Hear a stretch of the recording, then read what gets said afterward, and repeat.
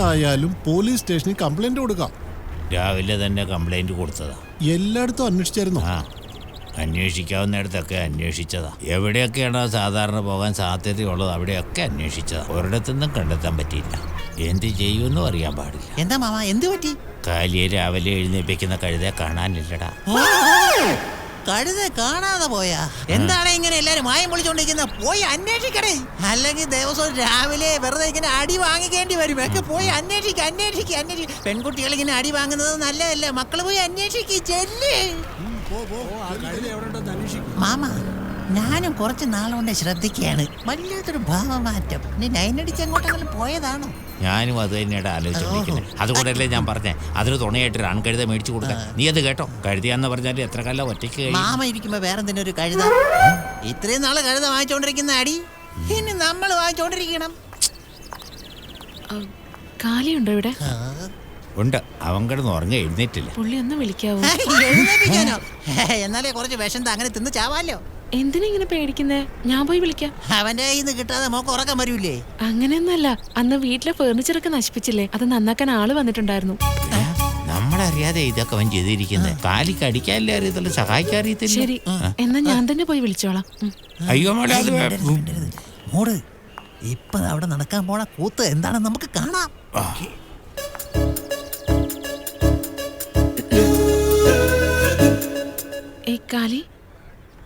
കാലി, ഏയ്, നടുവിനിട്ട് ചവിട്ടി കിട്ടിയാ പോലും തിരികെ കിടന്നുറങ്ങും. അപ്പോഴാണ് കാലിയെ നടന്ന് വിളിക്കണത്. ഇതിലൊന്നും നിൽക്കുമെന്ന് തോന്നുന്നില്ല. നമ്മൾ തന്നെ എഴുന്നേപ്പിക്കണ്ടേ?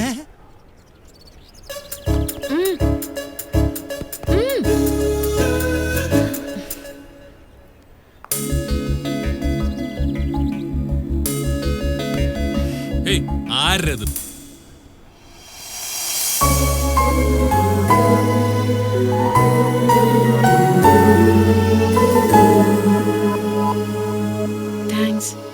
എന്തിനാ താങ്ക്സ്?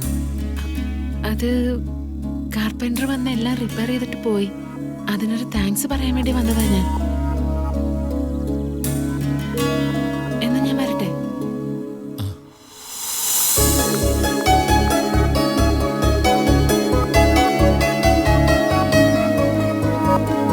കാലി ഇന്ന് നേരത്തെ എഴുന്നേറ്റല്ലോ. എന്റെ മാമ, ഇന്ന് എഴുന്നേറ്റപ്പോഴേ ഐശ്വര്യമുള്ള അവളുടെ മുഖം. അതുകൊണ്ടെന്ത് പ്രയോജനം? ഒരു ബാഡ് ന്യൂസ് ഉണ്ട്. എന്തത്? ആ പെണ്ണിന്റെ തിരുമോന്ത കണ്ടപ്പോഴേ നമ്മളെ തങ്കപ്പെട്ട കഴുത ഓടിപ്പോയി. കഴുത ഓടിപ്പോയതിനും ഈ പെണ്ണിന്റെ മുഖമായിട്ട് യാതൊരു ബന്ധമില്ല. അവൻ കഴുതയുടെ കാര്യം മറന്നുപോയത് നമ്മുടെ ഭാഗ്യം. ഞാൻ മറന്നാലും നിങ്ങൾ മറക്കാൻ പാടില്ല. നാളെ നേരം വെളുക്കുമ്പോ കഴുത ഇവിടെ ഇല്ലെങ്കിൽ നിങ്ങൾ കട്ടിലെടുത്ത് അത്ര നോക്ക്. മറന്നിട്ടില്ല, പണി നമുക്ക് തന്നെ തിരിച്ചു കിട്ടി. എന്തിനാണ് സേട്ട് ഇങ്ങോട്ട് വരുന്നത്? ഞാനറിയാതെ എല്ലാം കൊണ്ടുപോയി പണം വെച്ചോ? ആ വരൂ. ഇരിക്കും. പിന്നെ എന്താണ് ഈ വഴിക്കൊക്കെ? ഒന്നുമില്ല കാളി, അടുത്ത മാസം എന്റെ മോളുടെ കല്യാണം. നിനക്ക് കോൺട്രാക്ട് തരാൻ വന്നതാ. അതെ, സേട്ട് ഒരു കാര്യത്തിലും ടെൻഷൻ ആവണ്ട. ഷാമിയാന, പന്തലും ലൈറ്റിന്റെ സെറ്റപ്പും സൗണ്ടും അടിച്ചു പൊളിക്കണം. അതെല്ലാം ഞാൻ വേറെ ആൾക്ക് കൊടുത്തു. നീ വെറും ട്യൂബ് ലൈറ്റ് മാത്രം ഇട്ടാ. എത്ര ലൈറ്റ് വേണം? അത് കലി 1 കിലോമീറ്റർ ദൂരത്തില് 2 സൈഡിലും ലൈറ്റ് ഇടണം. രാത്രിയില് നല്ല പകല് പോലെ ഇരിക്കണം. ഇന്നാ അഡ്വാൻസ് 10,000 രൂപ വെച്ചു. ബാക്കി ജോലി കഴിഞ്ഞിട്ട് വാങ്ങിച്ചു. ഏയ് നോക്ക്, എനിക്കതൊന്നും വേണ്ട. വർക്ക് നല്ല അടിപൊളിയായിരിക്കണം. ഓക്കെ, നമ്മൾ വരാം.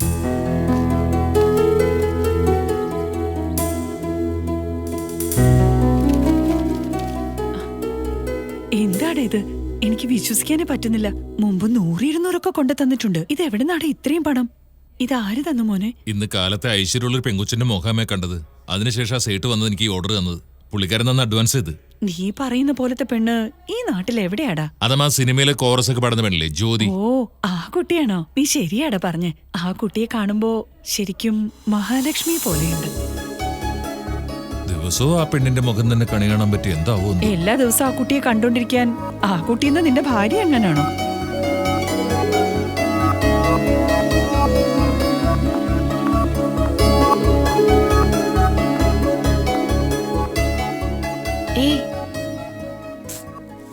കാലി, എഴുന്നേറ്റേ.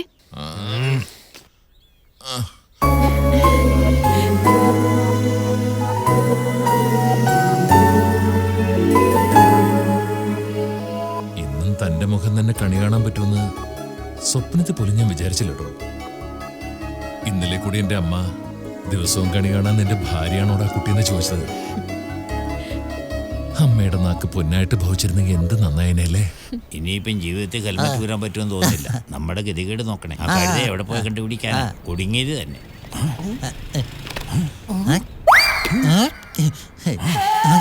പറയൂ ജ്യോതി, നീ സമ്മതാണെന്ന് ഒരു വാക്ക് പറഞ്ഞ അടുത്ത മുഹൂർത്തത്തിൽ തന്നെ നമ്മുടെ കല്യാണം നടക്കുമോ? ഇതുകൊണ്ട് അപ്പോഴേ പറഞ്ഞത് പെൺകഴുത വേണ്ടെന്ന്. കല്യാണം കഴിഞ്ഞാ പിന്നെ ഫസ്റ്റ് നൈറ്റ് എവിടെ വെച്ചോണെന്ന് നീ തന്നെ പറ. കാശ്മീര അത് സിംലേ? ഹണിമൂൺ റോട്ടിൽ വെച്ച് നടത്താം. അതാ നല്ലത്. നിന്നിൽ എനിക്ക് ഏറ്റവും ഇഷ്ടം എന്താണെന്നറിയൂ? നിന്റെ ശബ്ദം. കഴുതയുടെ ശബ്ദം ഇഷ്ടമാണെന്ന് പറയുന്ന ഒരേ ഒരാൾ ഇവൻ മാത്രമേ കാണുള്ളൂ ഈ ഭൂമിയിൽ. ഇതുവരെ നീ എത്രയോ പാട്ടുകൾ പാടിയിരിക്കുന്നു. എന്നാൽ ഇന്ന് എനിക്ക് വേണ്ടി ഒരു പാട്ട് പാട് ജ്യോതി. പാട് ജ്യോതി, പാട് ജ്യോതി, പാട് ജ്യോതി, പാട് പ്ലീസ്. വെടിവെച്ചാൽ പോലെ എഴുന്നേക്കാലത്ത് നീ രാവിലെ എഴുന്നേറ്റ് കഴുതയ്ക്ക് ഉമ്മയും കൊടുത്തോണ്ടിരിക്കുന്നതിന്റെ കാര്യം എന്താണാവോ? ഞാൻ ആ പെങ്കൊച്ചാന്ന് വരച്ച സംസാരിച്ചേ. അങ്ങനെയാണെങ്കിൽ ഡയറക്റ്റായിട്ട് ആ പെണ്ണിന്റെ അടുത്ത് പറഞ്ഞാൽ പറയും. കഴുതയുടെ അടുത്ത് എന്തിനാ പറയുന്നത്? അത് എങ്ങനെയാ അവളോട് നേരിട്ട് പറയുന്ന അറിയാത്തോണ്ടല്ലേ? ഓ വെരി സിമ്പിൾ. നമ്മൾ രണ്ടുപേരും കൂടെ ഫുള്ളാ വെള്ളം അടിച്ചിട്ട് ആ പെണ്ണിന്റെ വീട്ടിലോട്ട് പോകും. എന്നിട്ട് അവളെ കെട്ടിപ്പിടിച്ചിട്ട് ചേർത്ത് നിർത്തിയിട്ട് ഒരു ഉമ്മ കൊടുത്തിട്ട് മാറ്റർ ഓവർ. ഓട്ടിച്ചിട്ട് വാ തുറന്ന് ഇതുപോലുള്ള ചെളി മാത്രം വരൂ. വളയ്ക്കാനുള്ള ഐഡിയ ചോദിച്ചപ്പോ തൊലയ്ക്കാനുള്ള ഐഡിയ. കാലി, ആ പെണ്ണെങ്ങനെയാണോ നിന്റെ മനസ്സിൽ ഇടം പിടിച്ചത് അതുപോലെ നീ ആ പെണ്ണിന്റെ മനസ്സിൽ ഇടം പിടിക്കണം. അതിന് വേണ്ടി എന്താണെന്ന് ചെയ്യ. സൂപ്പർ ഐഡിയ ആണല്ലോ. ഒരു സിംഹത്തെ പോലെ ഈ നാട് കൂടെ പറപ്പിച്ചുകൊണ്ട് നടന്നവൻ ഇപ്പൊ എന്തെല്ലാം ചീള് വേലകളെ ചെയ്തോണ്ടിരിക്കുന്നത്. ഇപ്പൊ ഒന്ന് കണ്ണു തുറന്ന് നോക്കൂ. എങ്ങനെയുണ്ട് സംഭവം? കളറില്ലേ? ഒത്തിരി നന്നായിട്ടുണ്ട്. ഇതാണോ നല്ലതെന്ന് പറഞ്ഞേ? കോഴി ചകഞ്ഞ പോലെ കുറെ കളർ മാറിയിട്ടുണ്ട്. ഇതിനാണ് കാക്കയ്ക്കും തൻകുഞ്ചു പൊൻകുഞ്ചു എന്ന് പറയുന്നത്. ഇയാൾ എടാ ഒന്ന് മിണ്ടാതിരിക്കടാ. എത്ര ഭംഗിയായിട്ടാടാ വരച്ചിരിക്കുന്നത്. ഇതിനൊക്കെ ഒരു കലാബോധം വേണോടാ. നിങ്ങൾക്ക് നിങ്ങളുടെ മകൻ എന്ത് ചെയ്താലും കേമോ. ആന്റി കോലം നന്നായിട്ടുണ്ടല്ലോ. കോലം ഞാൻ വരച്ചതല്ല മോളെ, എന്റെ മോൻ വരച്ചതാ. അമ്മയ്ക്ക് വയ്യാത്തതല്ലേന്ന് പറഞ്ഞ് എന്നെ ഇരുത്തി അവനാ ഇതെല്ലാം ചെയ്ത്.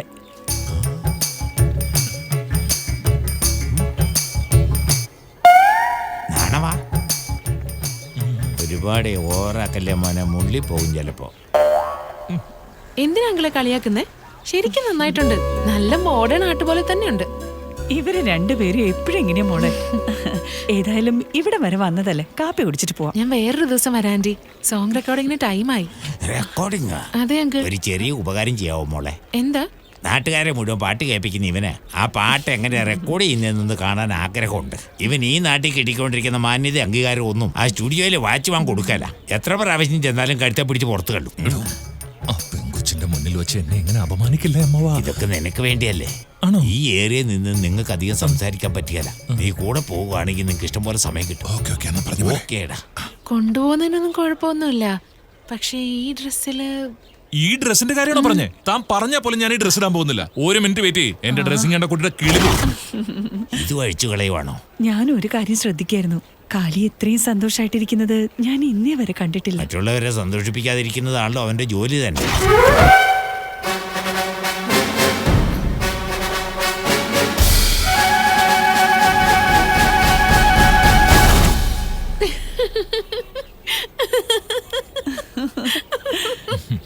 എങ്ങനെയുണ്ട് സംഭവം? പേടിച്ചില്ലല്ലേ?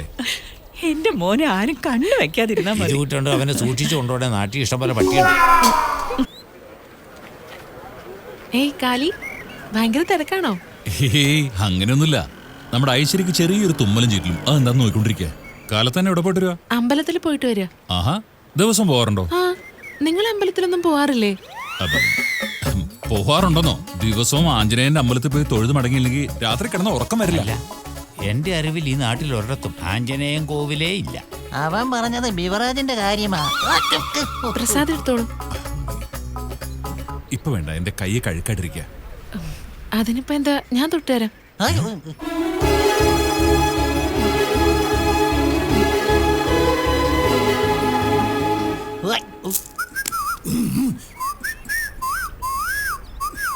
എന്നാ ഞാൻ പൊയ്ക്കോട്ടെ.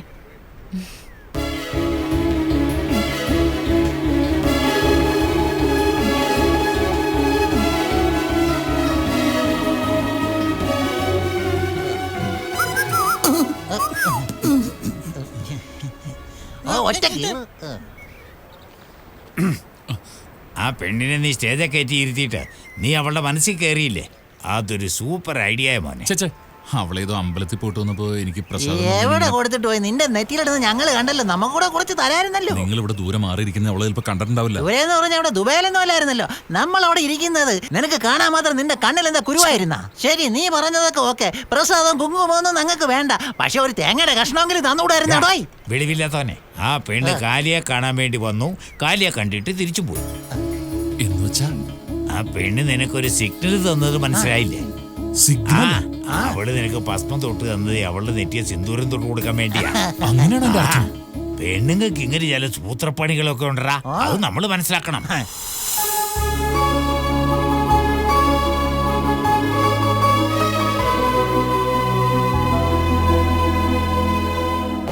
അങ്ങനെ എല്ലാവരും കൂടി സമരം ചെയ്തപ്പോഴല്ലേ ജല്ലിക്കെട്ടിന് അനുമതി കിട്ടിയത്. സാറേ ആളെ മനസ്സിലായോ?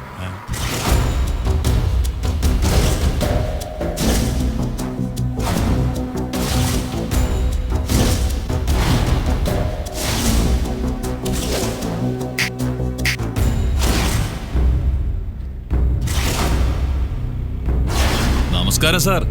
എന്താണ് സാറേ കണ്ടിട്ട് കാണാത്ത പോലൊരു പോക്ക്? അങ്ങനെയൊന്നുമില്ല, ഒരു അത്യാവശ്യ കാര്യത്തിന് വേണ്ടി പോകുന്ന അല്ലേടാ. അല്ല, ഈ ഓഫീസിൽ നിനക്കെന്താ പരിപാടി? ഒന്നുമില്ല സാറേ, നിങ്ങൾ ഞങ്ങളുടെ ഏരിയയിൽ കുറച്ച് കക്കൂസ് പണിതിട്ടുണ്ടല്ലോ, അതിന്റെ ഉദ്ഘാടനത്തിന് കളക്ടറെ ക്ഷണിക്കാൻ വേണ്ടി ഞാൻ വന്നതാ. ഇത് മണ്ണും ചാരിന്നവൻ പെണ്ണും കൊണ്ടുപോയെന്ന് പറഞ്ഞ പോലെ ആയല്ലോ. കെട്ടിക്കൊടുക്കാൻ ഒരാള്, ഉദ്ഘാടനം ചെയ്യാൻ വേറൊരാളാ.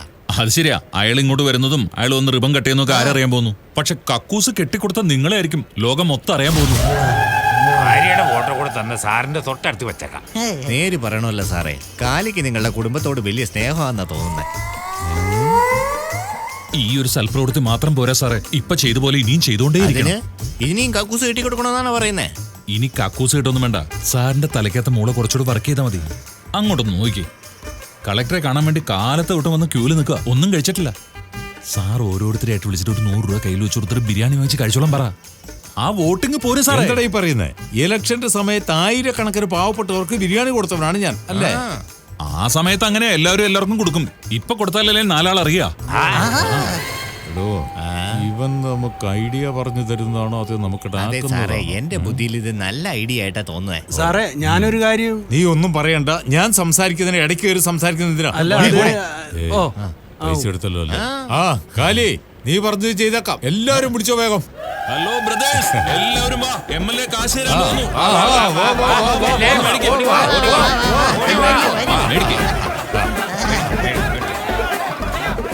ബിരിയാണി ഞങ്ങൾ കാശ് കൊടുത്ത നമ്മുടെ MLA.